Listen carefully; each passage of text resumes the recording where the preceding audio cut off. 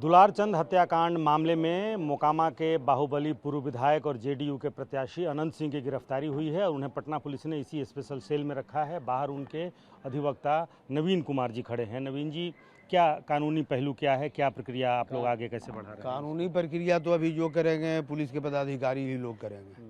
अभी हम लोगों को विशेष करने के लिए कुछ नहीं है।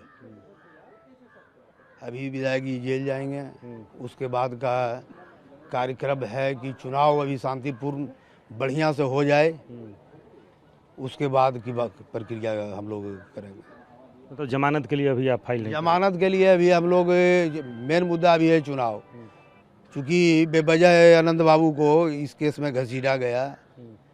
हम लोगों को उम्मीद नहीं था, सच्चाई बात है कि हम लोगों को ऐसा भी उम्मीद नहीं था कि इतना जल्दी गिरफ्तारी होगी, क्योंकि अब जांच इतना सुगम और सहज हो गया है। जो एविडेंस आ रहे थे तो हम लोगों को उम्मीद था कि पुलिस में अच्छे पदाधिकारी लोग हैं, निष्पक्ष जांच हो जाएगी, तब तक पिक्चर क्लियर हो जाएगा। जो वास्तविक अभियुक्त हैं, दुलारचंद जी की मौत के जो जिम्मेवार हैं, वे लोग जाएंगे।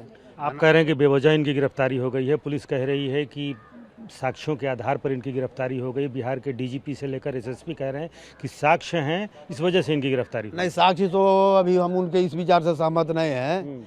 साक्ष्य अभी नहीं आया है, दबाव हो सकता है उन पर, क्योंकि बड़े पद पर हैं, बड़े लोगों पर और बहुत अधिक जिम्मेवारी हो जाती है, इस बात को मान सकते हैं। लेकिन अब तक के अनुसंधान में अनंत बाबू के विरुद्ध कोई साक्ष्य नहीं आया सिवाय उसके स्टेटमेंट के।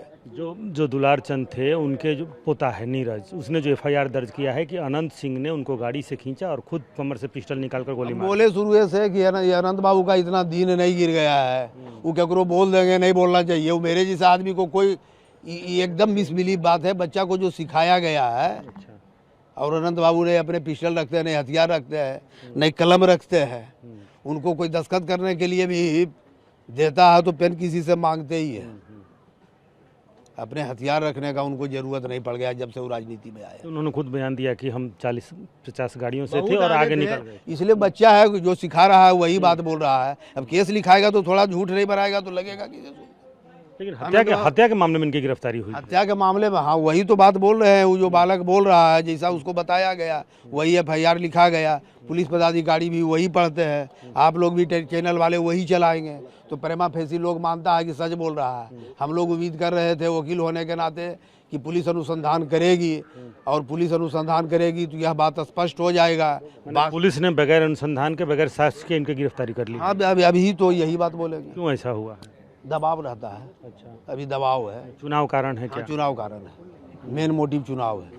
क्या असर पड़ेगा अब चुनाव पर? चूंकि अब ये जेल में रहेंगे, अभी जो 2 दिन चुनाव पर इनके कोई असर नहीं पड़ेगा। इनका क्षेत्र की जनता चुनाव लड़ती है, अनंत बाबू का नाम रहता है, इस सेवक बन के सेवा करते रहते हैं। चुनाव तो इनकी जनता लड़ती है और अधिक वोट से अनंत बाबू जीतेंगे। जितना 3 दिन में लोग गाली दलवाया है समूचे, और एक जनप्रतिनिधि की पत्नी गाड़ी में दे रहे थे पर्टिकुलर कोई जाति को।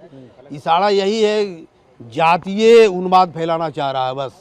आप लोग भी सोशल मीडिया में कुल देखते हैं, इतना गाली भद्दी दिया गया।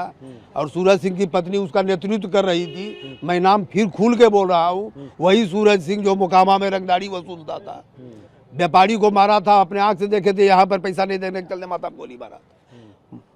और वही कैंडिडेट फिर जात के हिंसा के झोंक में मोकामा को झोंकना चाहता। अनंत बाबू के रहते ही काम संभव नहीं है।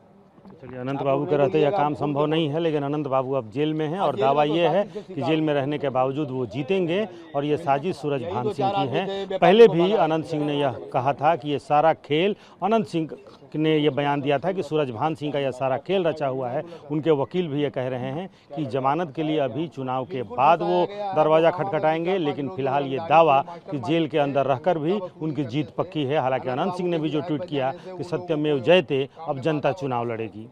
कैमरामैन कुणाल के साथ रूपेश कुमार, TV9 भारतवर्ष, पटना।